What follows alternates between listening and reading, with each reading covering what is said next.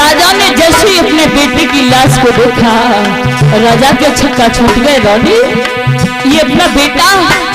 रानी,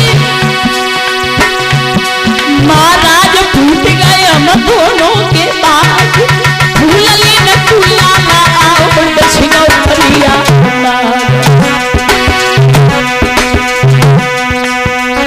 भैया देखी ला रोए लगी लगी भर गई, कटवा देखी ला रोए लगी लगी भर गई।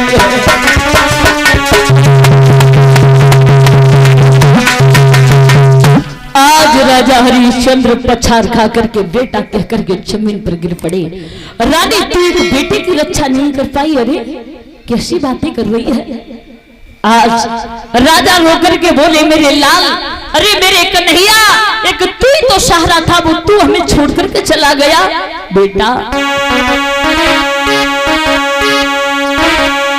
और बोले राजा हरिश्चंद्र, मेरे लाल, मेरी दुई मुट्ठी राख और बनाई जाती ओ निर्दयी कन्हैया, दुई मुट्ठी राख बनाई जाती ओ निर्दयी कन्हैया, दुई मुट्ठी राख बनाई जाती ओ निर्दयी कन्हैया, दुई मुट्ठी राख बनाई जाती ओ निर्दयी कन्हैया। मेरी बुढ़ापे पे किस्मत भूल जाओ, मेरी बुढ़ापे किस्मत भूल जाओ, हमसे पापी से मुखड़ा मोड़ जाओ, हमसे पापी मुखड़ा मोड़ जाओ। मेरी सांस मार लगाई जाती तो निर्दयी कन्हैया,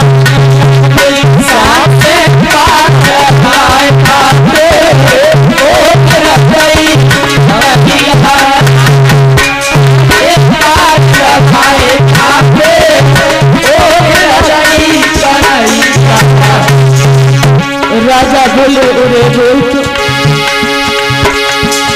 कोई बुढ़ापे की लकड़ियां बनिए, कोई बुढ़ापे की लकड़ियां बनिए, दिन पे पापी पानी मंगिए, दिन पे पापी पानी मंगिए, अरथी में बांधा के जाते ओ निर्दयी कन्हैया, अरथी में बांधा के जाते ओ निर्दयी कन्हैया, अरथी में बांधा के जाते ओ निर्दयी कन्हैया। महाराज, रानी तारा बोली, महाराज रो ना, अरे बेटा की लाश का दाह संस्कार कर दो। वारे सतवादी राजा हरिश्चंद्र आंसुओं को पोंछा और खड़ा हो गया लाठी लेकर के। ए रानी, मुझे कर दे, कर नहीं तो कर के रूप में कोई वस्त्र दे। रानी तारा बोली, महाराज अभी तो तुम रो रहे थे, ये तुम्हारा लाला है। राजा दांती को फीस करके जवाब दिया, ए रानी क्या कहा? मेरा बेटा है, अरे मेरा इस संसार में कोई नहीं है, मुझे कर चाहिए, कर नहीं तो कर के रूप में कोई वस्त्र दो। रानी, मेरा इस संसार में कोई नहीं है। और बोले राजा, ना कोई नारी रहो घर को, और दे दे आज टका कोई कर को, और ठेका नहीं मुझे जीवन भर को।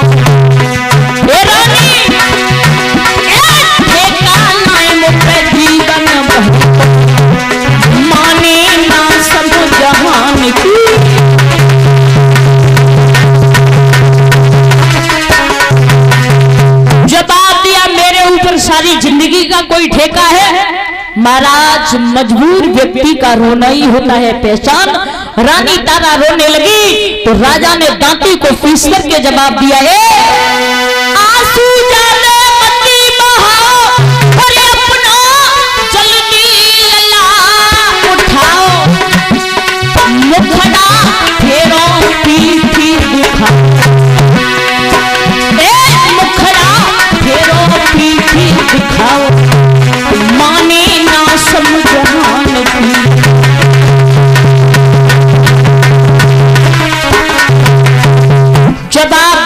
बेटे को उठा ले और चली जाए यहाँ से। आज रानी तारा बोली वाह महाराज, समझ गई कि आप इसके पिता नहीं हो सकती हो, हमारे पति नहीं हो सकती हो। सोई राजा हरिश्चंद्र दांतों को पीस करके जवाब दिया, सुन रानी मन में कर ले याद पुरानी और जाने न भरन गए हम पानी और बाद न खूब पनी में सुरानी, ये बाद न खूब पनी में सुरानी तुम्हें न खड़े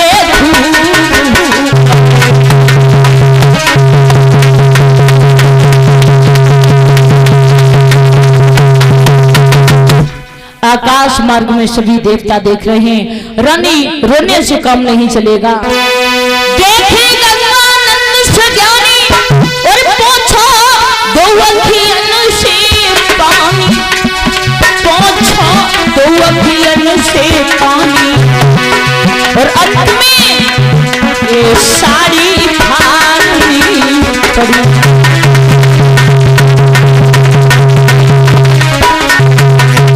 महाराज रानी तारा ने जवाब दिया, वाह महाराज मैं समझ गई, आज मुझे पता चला है। रानी बोली अरे हम पे बिकटा पड़ी पिया तुम कठिन पे गठानी, पिया तुम कठिन पे गठानी हो नजरी पसारी जरा दी प्यारो लासानी।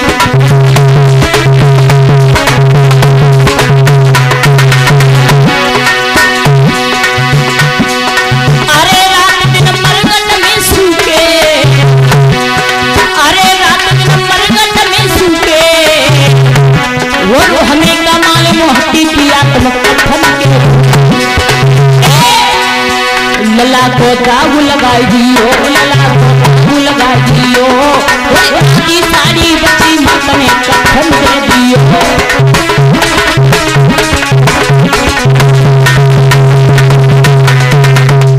आधी साड़ी बची रानी तारा ने दे दी। महाराज पागलों की भांति इधर रानी तारा सती मैया के मंदिर में प्रवेश कर गई। या तो दुख में प्रीषित महाराज नींद सताती या दुख में भूख लगती है, रानी तारा सो जाती है, लेकिन विश्वामित्र को चैन नहीं पड़ा। छोटे छोटे बच्चों की चोरी की है, उन्हें मार दिया, थोड़ा सा रक्त लिया, मुंह से लगा दिया। काशी नगरिया में आवाज लगाई है, काशी के लोगों एक डायन आई है, वो बच्चों को डस जाती है, खत्म कर देती है। आज कालू मेहतर से कहा, कालू मेहतर डायन को खत्म कर दो। कालू मेहतर बोला है अब मैं ये काम नहीं करता हूँ, मेरे यहाँ पर एक नौकर रहता है। आज हरिया को बुलाया है, राजा हरिश्चंद्र चले हैं, तलवार को खींचा है, जवाब दिया ओ रानी तारा तेरा बेटा इस संसार में नहीं रहा, इसका मतलब ये नहीं है कि तू किसी के बच्चे को नहीं छोड़े। रानी बोली महाराज सच्चाई तो ये है कि मैंने किसी के बच्चे को नहीं मारा, अब मैं जिंदा नहीं रहना चाहती हूँ, मरना चाहती हूँ, उठाइए तलवार चलाइए। राजा ने तलवार को जैसे ही खींचा है, मारना चाहते हैं, विश्वामित्र ने कलाई को पकड़ लिया, ठहर जाइए राजा क्या कर रहे हो। पीछे मुड़ के देखा, जवाब दिया तुम फिर आ गए, अब क्या बचा है, अब हमारे पास में क्या है। बोले हमने परीक्षा ली थी, परीक्षा ऐसी ली थी जो हमारा इकलौता बैठा था वो भी चला गया। अपने बेटे को आवाज लगाओ, रोहित को आवाज लगाइए, खेलता हुआ नजर आया। महाराज धन दौलत राजपाट सब कुछ लौट आया। आज राजा हरिश्चंद्र ने छोटी सी उम्र में रोहित को राजा बनाया है, और राजा बना करके राजा हरिश्चंद्र रानी तारा भगवान का भजन करने के लिए चली गई। बोली गोविंद भगवान।